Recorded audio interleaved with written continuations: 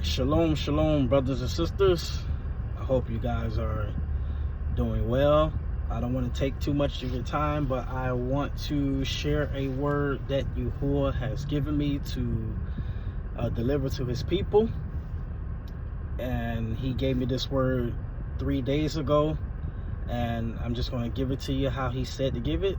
And my prayer is that we all would take heed and move accordingly to how the Ruach direct us, so that we can be in place and not be caught out of position when things begin to take place in this world. And so the title of this video is "A Time is Coming Where Money Will Be Useless." A time is coming when money will be useless, in particular the US dollar.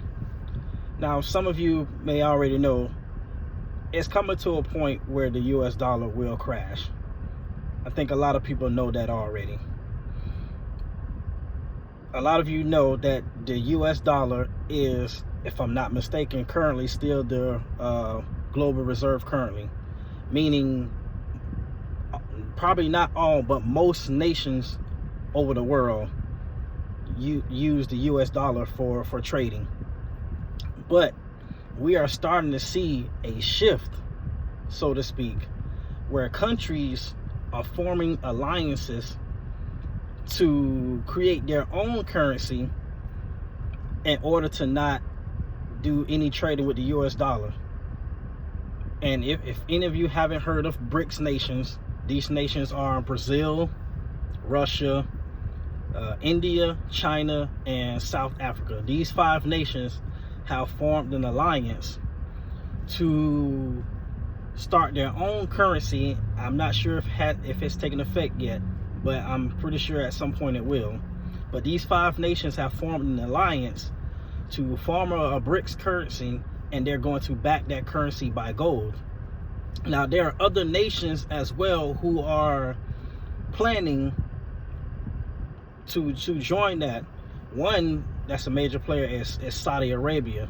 I'm not sure if they're joined yet, but they were surely meeting with these nations about partnering up with them and trading their oil, getting rid of the petrodollar. Now, if that happens, then you already know it's pretty much doomsday for the U.S. economy.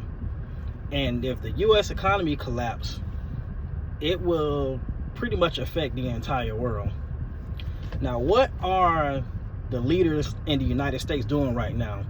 Because a lot of them are in panic mode. Though they don't talk about it on the news, they continue to say, oh, the economy is growing, jobs have increased, there have been more jobs created this month, that month. They keep saying how good the GDP is. But they never talk about the debt crisis. They never talk about how, if I'm not mistaken, I haven't looked at the debt clock, but I think we're almost at $38 trillion in debt. We might be over that, but it's somewhere around that number. So that's not good. So in other words, the U.S. has borrowed so much money, they have printed so much paper currency that you can't even pay it back. So they're literally continuing to kick this can down the road, so to speak. So I was reading the book of Genesis, chapter 47, and there were some things that the Ruach HaKodesh pointed out to me, and I never really saw it before. So Genesis 47:15, it says this. It says, when the money failed in the land of Mitzrayim and in the land of Canaan, all the Mitzrayim came unto Yusuf and said, give us bread, for why should we die in your presence? For the money fails. Yusuf said, verse 16, Yusuf said, give your cattle, and I will give you for your cattle if money fail. So here it is at that time in the land of Mitzrayim. The famine started getting so bad that people literally, there was nothing to do with their money. There was nothing to do with their money. And a couple of verses before that, you will see that when Yusuf was going throughout the land, he was finding money. Now, it sounds to me that people were just throwing their money to and fro because it was no good, as they clearly said. They said, you know, their money fails. So let's bring it into present time right now. It's going to come a time where the dollar will be so useless, there will be absolutely zero purchasing power with the US dollar. Zero. And there's going to be some major event that will happen that will cause this epic collapse. Me personally, I believe it's war. I believe it's war. Now, it could be something else. It could be a major natural disaster, but I believe it's war. And this is why I believe it's war.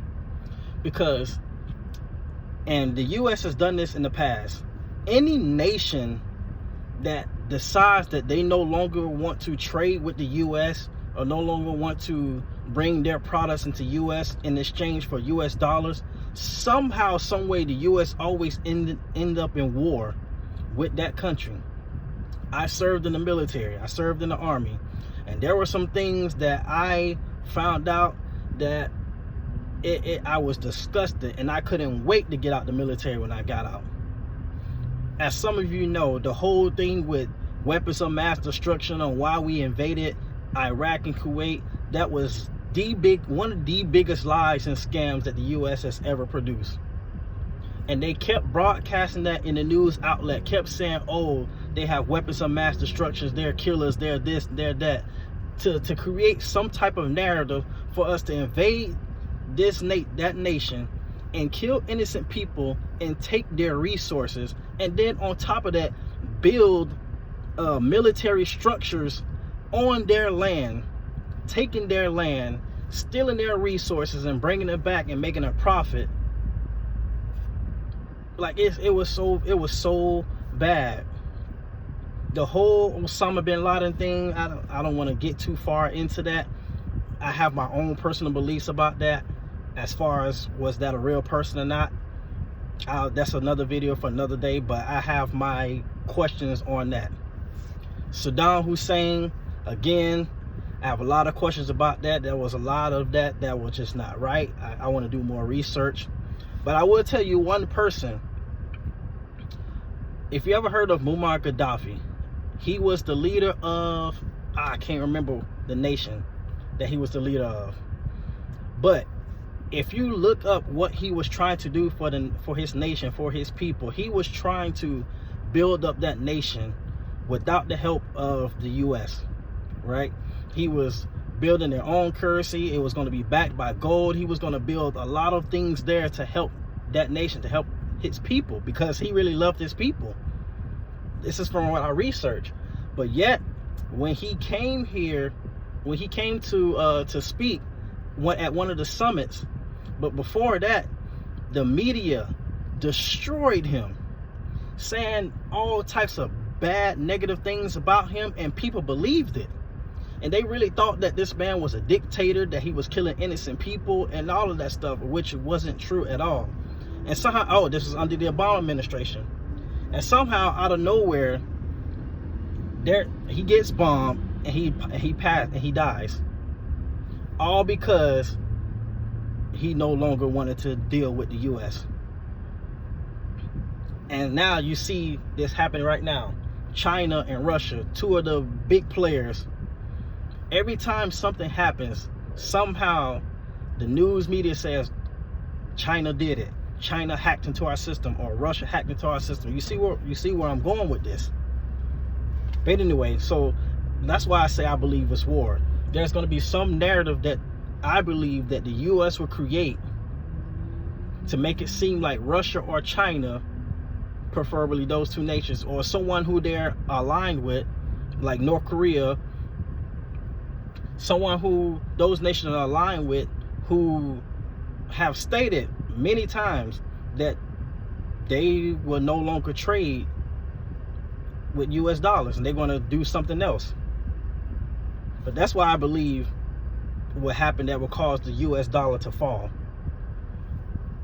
That's what I believe will cause the global economic crisis. And our leaders in this nation know it. They know that a collapse is soon to happen. They know that the dollar, I mean, it's practically useless right now. Look at inflation. I mean, really, $1 is worth, in reality, maybe like 20 cents. And I could be genuine with that. So anyway, and if you continue to read those verses, you know, after chapter 16, you see how the people were so stressed out. They came to him, they came to Yusuf in the second year, and they were like, buy us and buy our land for bread. They couldn't do nothing with the money. And they was like, give us seed. We're going to come back to that. We're going to see why, you know, having seed is so important when things really do start to hit the fan. And so Yusuf, he did that. He bought their land, he bought their cattle, he bought their horses and everything. In exchange, he gave them seed. Now, the priests, they were separated. They had nothing to do with it. They already had their own portion, so their land wasn't sold. But everyone else, their land, their cattle, and all that were sold so that they can have seed. And Yusuf moved the people from the cities, from one end of the borders of Masreen to the other. So I will say this, and definitely seek the Ruach on this one, especially if you're living in places where you're living in the inner cities. My suggestion, and again, this is just my suggestion because this is something that I'm praying about as well, to move into the outskirts of the cities, moving like, you know, I won't say like rural, but areas where there is land, areas where you can get, you know, land, whether it's half an acre, 1 acre, because if you look at the inner city, there's really no opportunities to get land because there's so many houses, there's so many structures, it's so much going on in inner cities. And I believe that inner cities will be affected. And some of you, the Ruach has probably already led you to move, like, you know, in the outskirts, so to speak, in the outer areas, the borders of your counties or the borders of the state, you know, areas where there's a lot of land where you can build on it and sow. But here it is in verse 23. It said, then Yusuf said unto the people, behold, I have bought you this day and your land for Pharaoh. Lo, here is seed for you, and you shall sow the land. So here we go. They got seed. So here's what I'm saying to you. I believe that things will get so bad. Again, money will become so useless and things will get so bad that there will be utter chaos and war zones in the grocery stores. For sure. And this is why it's important to get seed and to sow. Grow your own food. And that's a desire I have for myself, to be in the area where I can grow my own food, have my own cattle, my own produce, all of that. I mean, truth be told, the food in the stores, a lot of it is poisonous anyway. I question even some of the fruit. I mean, you look at all the waxy stuff on the fruit. That's not healthy. The meat in the stores these days, I question it. And this is why now I've literally changed my diet big time. I hardly eat a lot of the meats from the stores, just to be honest, because I just don't trust it. I don't eat at fast food restaurants anymore.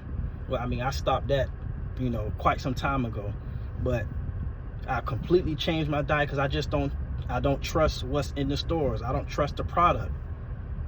So this is one of the things I've been asking Yahuwah for myself and for my family. But again, it says, lo, here is seed for you, and you shall sow the land.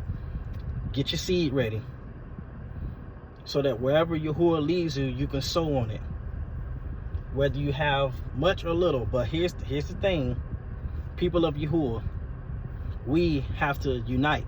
We have to come together.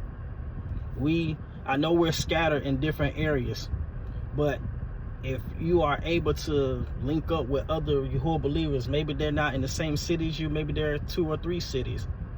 We all have to help each other out, because, and this is something I was sharing with my wife, the world hates us, right? Christians hate us. Catholics hate us. All these religions and whatever, they hate us. So we, as followers of Yahuwah, have to make sure that we are on one accord with each other, that we help each other, that we are there for one another, right? Verse 24, and it shall come to pass in an increase that you shall give the 5th part to Pharaoh, and the 4th part shall be your own. So that 5th part kind of sounds like taxes to me. It said, for the seed of the field, and for your food, and for them of your household, and food for your little ones. So again, we will have seed, right? There will be enough for the field, so that there can be food for those that are living with us. And if there's an opportunity where you can be hospitable and bring in another Yahuwah follower or a family of Yahuwah followers into your dwelling place or around you, then do that. This is the time that if you are in position to open up your home to other believers, because some may not be able to do certain things or may not be capable because of, you know, their economic status, physical ailments, whatever it may be. And this is another thing. I truly believe that Yahuwah will have people in place to help others. Just like how he raised up Yusuf to help the people at that time, Yahuwah will also have people that he will establish so that they can be able to help others in this time when it's going to be crazy, when money will fail, when there will be famine, when there will be chaos. I truly believe Yahuwah never does anything without first warning his prophets. And I'm not calling myself a prophet. Please don't think that. Don't torture me for that, okay? But what I'm saying is, I truly believe that we should take heed to this warning, that something is about to happen, that money will fail. And we should all be, you know, take heed and seek Yahuwah on this matter. But here's the good thing also. Tehillim 37 verse 19, it says, they shall not be ashamed in the evil time, and in the days of famine they shall be satisfied. So even when things are going to get so crazy and there will be famine and chaos, we of Yahuwah who truly love him, we will not be ashamed. And even in times when food will be scarce, we will be satisfied. Why? Because we were prepared. We had seed, we grew our own product, and we had food for our households and our little ones. Tehillim 37:25 says this, I have been young and am now old, yet have I not seen the righteous forsaken, nor his seed begging bread. So we will be in position that when things do hit the fan, we won't be in position where we're begging. We won't be in position where we're going to and fro trying to seek food, trying to seek this and seek that. We won't be doing that because Yahuwah already had us prepared. He already told us what to do. He already shifted us. And righteous forsaken. When has Yahuwah ever forgotten about those that love him, that seek after him? Never has it happened. Those that fear Yahuwah, he will always provide for them. And he will always give a warning. He will always sound the trumpet to his people before events take place. Because he wants us to be at peace and be still. While the world is moving around and operating in panic and chaos, we will be at peace. We will be still. We will be satisfied. We will be calm. Those that have Yahuwah, that truly love him, don't worry. When it's all said and done, Yahuwah got us. That's why I'm smiling about this, and I'm thanking Yahuwah how he's preparing us, and I'm thanking Yahuwah how this word has been presented to let us know that, hey, get ready, get yourself in position. And if you're not able to do certain things, still don't worry, because Yahuwah always has someone available to help you. There's always a helping hand. Always. Yahuwah is going to make sure that all those that love him and care for him and follow after him and obey him, he's going to make sure that we're all taken care of in a time of chaos. Shalom. That's all. That's all, Mashpakan. That's all Yahuwah's giving me. I will not add nothing more to it or take away from it. May the Ahaba and the Shalom of Yahuwah and his joy overtake you. May Yahuwah's countenance and his esteem shine on you. And I just pray that Yahuwah's favor be with you. In Yahushua's name, Yada Yahuwah. Take care, ladies and gentlemen.